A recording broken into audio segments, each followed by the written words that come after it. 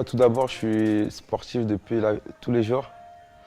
Depuis gamin, depuis 4 ans, mon père m'avait inscrit dans les activités périscolaires, à l'école, un petit peu l'EMS. Ensuite, j'ai fait du sport toute ma vie en fait. J'avais commencé par la muscule en 2001, que de la muscule. J'avais fait beaucoup de sport collectif avant. Et c'est là que j'ai mis le premier pied dans les salles de sport en fait. Après, à partir de 2005, j'ai commencé à faire des cours collectifs, mixés avec la musculation. C'était tout bête parce que j'avais gros a priori sur le fitness. Et puis, comme tout homme, c'était un sport entre guillemets pour les filles. Et à cause de mon travail en décalé, du coup, j'ai dû mixer un petit peu des cours collectifs. Et puis après, j'ai adoré ça.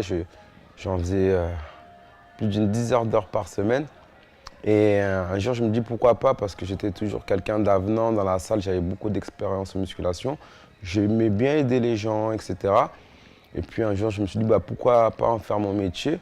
Et c'est de là que j'ai décidé de partir sur une formation de coach sportif.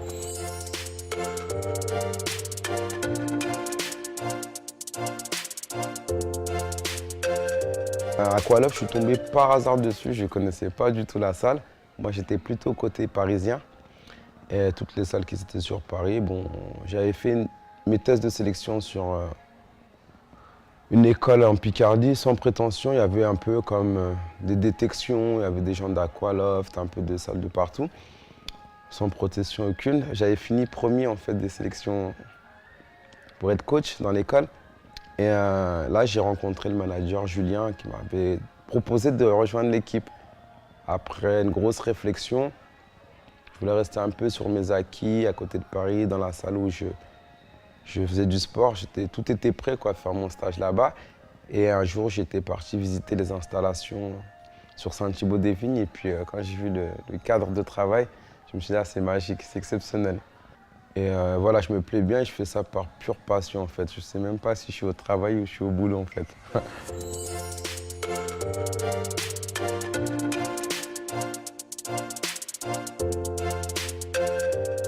J'aime bien transmettre et les gens, moi, ma récompense quand je fais les cours, etc., c'est quand je vois qu'ils bougent mieux, qu'ils progressent mieux, qu'ils mentalement et psychologiquement ils se sentent bien. Là, moi, c'est ma victoire en fait, c'est la réussite. Comme je dis à tout le monde, je suis obligé d'avoir une petite rémunération pour vivre, mais si je pouvais le faire gratuitement, je l'aurais fait.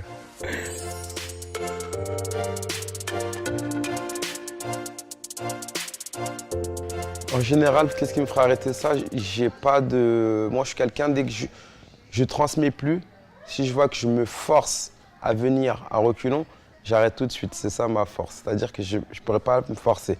Tant que ça va être naturel, c'est un truc que j'aime bien échanger, j'aime bien transmettre. Du côté plaisir perso, c'est-à-dire que je me dépense un maximum. Et le fait de transmettre, j'ai tout ce qu'il me faut en fait. Là, je ne me vois pas arrêter comme ça.